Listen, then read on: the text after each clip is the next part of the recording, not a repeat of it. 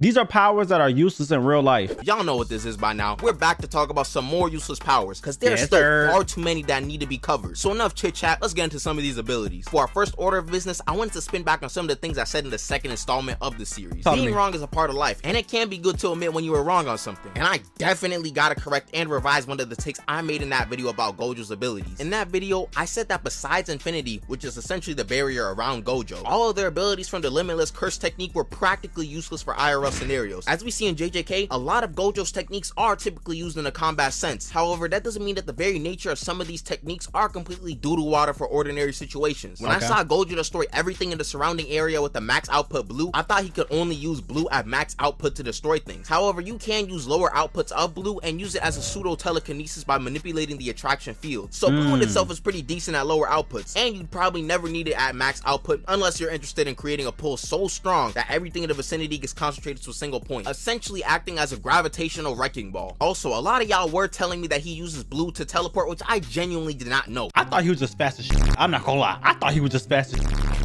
Gojo might be top 5 anime characters. I'm not gonna lie. I gotta double down on that one. Kind of just ignored that part of his abilities and thought he just teleported through other means of space manipulation. But hey man, y'all already know how I feel about teleportation. It's always useful as long as we ignore the scientific implications. But y'all Gojo fans are still gonna have to hear me say that purple and unlimited void are still straight garbage in real life unless you expect to be in the army. Red is, for lack of a better word, mid. I really am not sure when you'll need the repulsion of red, because I haven't seen many other applications in the series besides pure offense. You can't even say that you needed to push an object, because you can just use blue for that. Anyways, on to the new powers. The first one up to bat is Titan shifting from Attack on Titan. Shifters can transform into giant humanoids, so naturally they'd be pretty strong. Titan shifters were pretty consistently portrayed to be formidable opponents throughout the series, and they're the strongest characters if we don't include the Ackerman. There's quite a few different Titan shifters in the series. There's the Beast Titan, who typically has some type of animal characteristics. Zeke's Titan looked like a monkey and was able to throw rocks and practically anything else like cannonballs. I don't think all the Beast Titans will have the same attributes as Zeke's Beast Titan, because he trained for a lot of that stuff.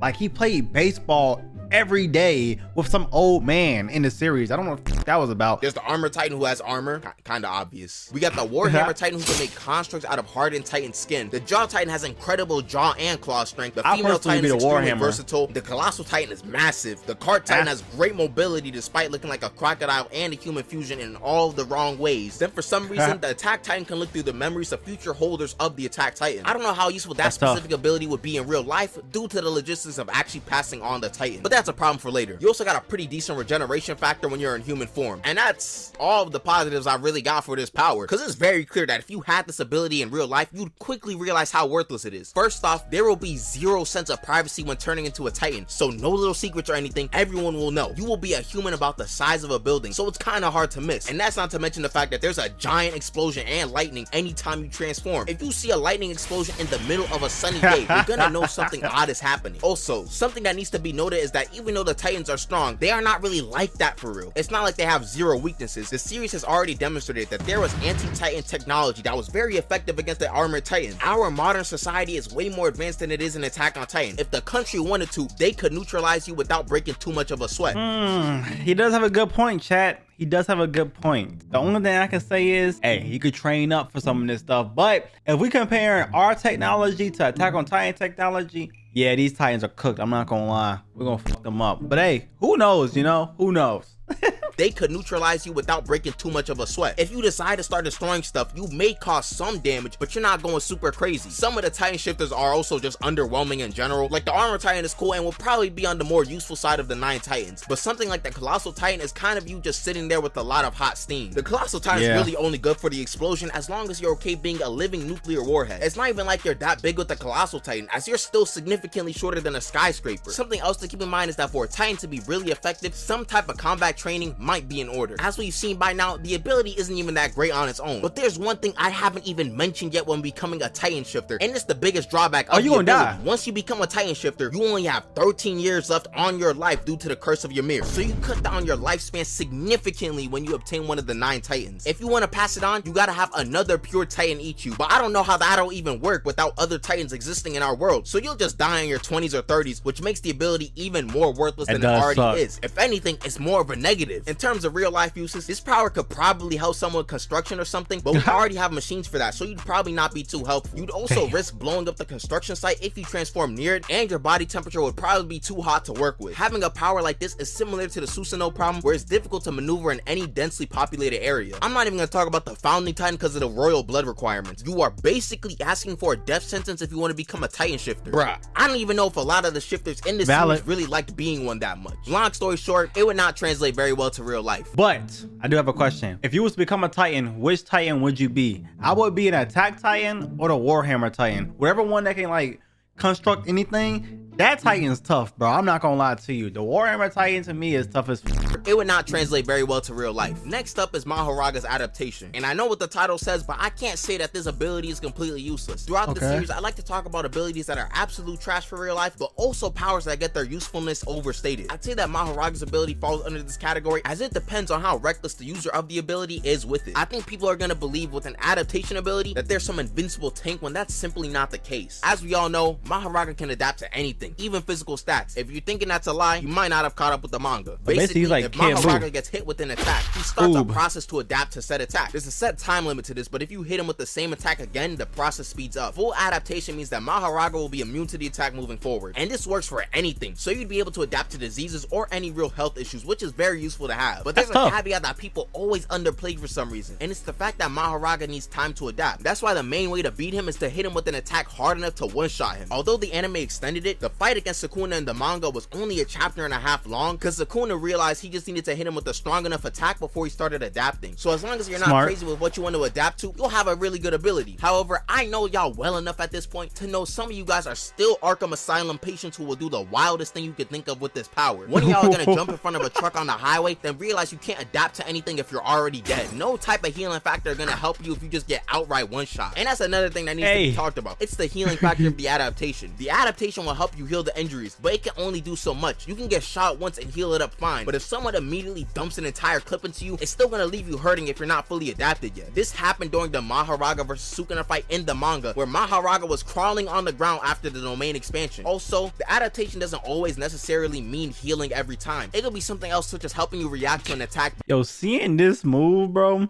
I'm not gonna lie, it be killing me, bro. They be saying he like Michael Jackson. Why does he look like that? Why is he pointing at him like that, bro? I'm sorry for pausing on Llama, you know what I'm saying? You was talking and shit, but it just caught me off guard. The adaptation doesn't always necessarily mean healing every time. It could be something else, such as helping you react to an attack better. I personally feel that if you want to be reckless and have adaptation, it's gotta be a rapid adaptation ability like Darwin's from X-Men. His mutant power would likely serve a more convenient day-to-day purpose. Next up, we got Shigaraki's decay quirk, which I have no idea why anyone would want this power. It's very clear how detrimental his quirk can be when we saw that in his backstory, that his quirk accidentally made him murk his entire family. The power is extremely simple and deadly because it just requires you to touch something or someone with your fingers and they disintegrate a dust, Infinity War style. As the quirk gets stronger, the decay can begin to spread to other things touching the decaying object, creating a domino effect. So you can accidentally level an entire city with ease if you are not careful. And that's my main problem with the quirk. All it does is destroy things. I can't really find another creative use besides that. I promise you, you will never ever find yourself needing this quirk. Maybe if you're Joe Goldberg and need to get rid of some evidence, then this quirk will be your best friend, but no one watching this video is moving like Joe Goldberg in real life. Maybe you can become a trash collector and just start destroying trash, but even then that could be risky. You probably wouldn't be able to control the spread very well, so one decaying banana peel that slips out of the bag can destroy a couple houses. If we're being real, it's a worse version of Overhaul because he can break down and rebuild matter. Shigaraki's quirk is just a derivative of Overhaul. Why would you not want Overhaul instead of decay? Decay is a purely villainous ability. Only evil people are using this ability for real, and hint hint, it's not for good things. And actually, this is a good place to bring this up. In every facet possible, there are a multitude of never-ending battles. Democracy versus communism, lions versus hyenas, Kevin Durant versus hairbrushes. My never-ending battle is with the comments of this series, more specifically the secret villains in them. It's like y'all are sleeper agents. Y'all hear the prospect of getting powers in real life and start commenting some wild stuff. Like, what on earth is this guy talking about? The pros of world domination? Then this guy just further proves my point with the Kainu's fruit. You finna get served papers for property damage and burn them to death? What's wrong with you? I'm not even coming from a moral standpoint anymore. They're going to find out that you are willing to burn people to death and start using force against you. The government will easily stop you once they realize that your weakness is being submerged in water, which is something they would try to do considering you're generating lava from your body. You're not invincible, bruh. Everyone in the country's government is gonna use everything to catch you. They might even pop out the Men in Black weapons for you. Once they catch you, it's up for you. Game over. You are never seeing the light of day again.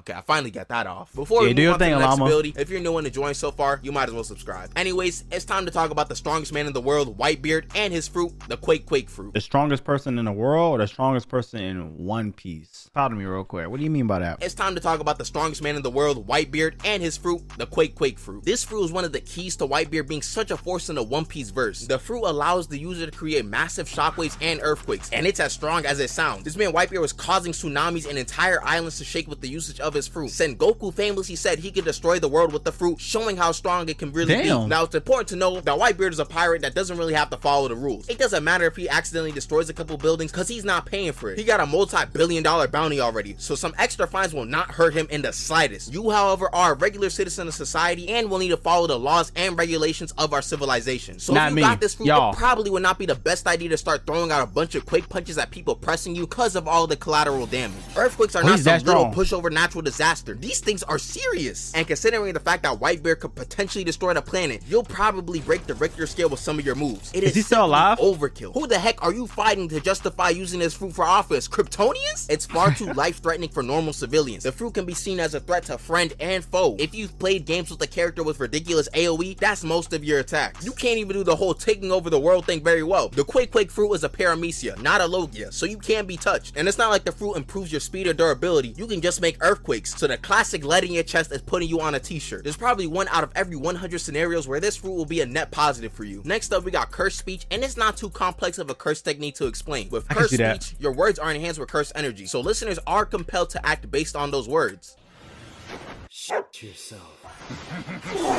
Yes, theoretically you could even do that. Honestly, this power can be abused like crazy with the right or wrong person. What would y'all do if y'all had cursed speech? I'd make motherfuckers rob a bank from me or something, bro. Give me all your money. That's what I would do. But what would y'all do? I know y'all about to say some crazy shit in the comments. If you had cursed speech, what would you do? I'll become a villain. I'm not gonna lie. I'm making the world do a lot of shit. I'm making Donald Trump get out of office. I'm becoming president. Everybody gonna vote for me. I'm gonna take over the world. That's what I would do. You know? Y'all let me know what you would do. Being completely honest, I always thought this power was kind of meh in the series once you learn the extent of it. I know he's a side character, but Inumaki has barely done anything with this ability. Like, you'll have this one cool moment but get sidelined. And he gets sidelined because the recoil for this ability is ridiculous. Different commands require different skill levels. The higher the skill level of the command, the more backlash on the user, aka you, will receive. Why do you think this man Inumaki's always coughing up blood? He can't even use some of the complex commands very much. Shoot, even some of the commands get shrugged off anyways. Granted, it was a special grade curse or a special grade curse user shrugging it off. Theoretically, you can master it, as we've never seen anyone in the series give someone a crazy command with it, but certainly there's a limit to what you can do with it. I doubt any of us would be as skilled as Sukuna or Gojo with Jujutsu to actually make the most of it. And oh yeah, when I said your words are enhanced with cursed energy, I truly meant all of your words. So no more of those things you like to call sentences. You will be forced to speak in food for the rest of your life or get a device that gives you a voice. It's because with normal words, you can risk inadvertently cursing people with cursed speech. If you try to have a normal conversation, you might get the other person murked in the process because of the lack of control. So having this power in real life means I cough up blood because I either overuse the ability or I do something I'm too weak to do. On top of that, I can only speak in food ingredients or whatever to avoid cursing people. What, just so I control a couple times? I will pass on that any day of the week. I'd rather see someone combust into flames. Wait, no, I didn't mean that.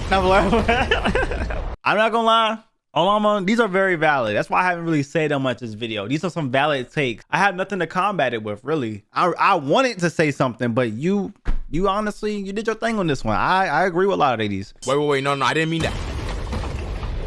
Last up is yet another JJK ability, Sukuna's Shrine Technique. In my opinion, it's pretty self-explanatory why you would never need something like this in real life. There are 3 main parts of this ability: cleave, dismantle, and the fire arrow. Dismantle is the default slash that fires out an invisible slash. You cut up things, it's pretty simple. Cleave is a more unique slash in the fact that it can be adjusted to the durability levels of the enemy to just finish them off in one hit. It's also used while physically touching the opponent. The fire arrow is basically a mini nuke that can destroy city blocks and is made of fire. Again, pretty obvious. These abilities sound pretty broken when reading them on paper until you realize that these are sort of Sukuna techniques, if that makes sense. These abilities only work for Sukuna since he's really good at Jujutsu sorcery, but in the hands of anyone else, they're not as effective. Like if you gave Nobara a cleave and dismantle, she's not going to be the strongest in the verse. This same type of logic would likely apply in real life unless you're a prodigy of some sort. So you, my friend, are not going to be that good with using this technique. The slashes might be like paper cuts or will be uncontrollable. I can't even fathom the amount of training you'd need to make this power really good. Also, the technique suffers the same problem a lot of fictional powers have, and it's the fact that the power is mainly combat focused. At the basic level, there really aren't many applications of cleave and dismantle besides cutting stuff. If you're a chef, that's cool, but how many of us are really culinary experts? Even if we give you the benefit of having a domain expansion, what will you ever use it for? The only people who want this power are either the Sukuna fans or the super agents, super villains I referred to earlier. So that's another set of powers that I think are kind of Llama, you did your thing, bro. I couldn't really say too much. I feel like those are all very valid. If you guys enjoyed this and have anything y'all want to put in his comments, link in the description for that. He has like 3 other videos. Make sure y'all check those out. Other than that, I'll see you guys in the next one. Peace. Thanks for watching.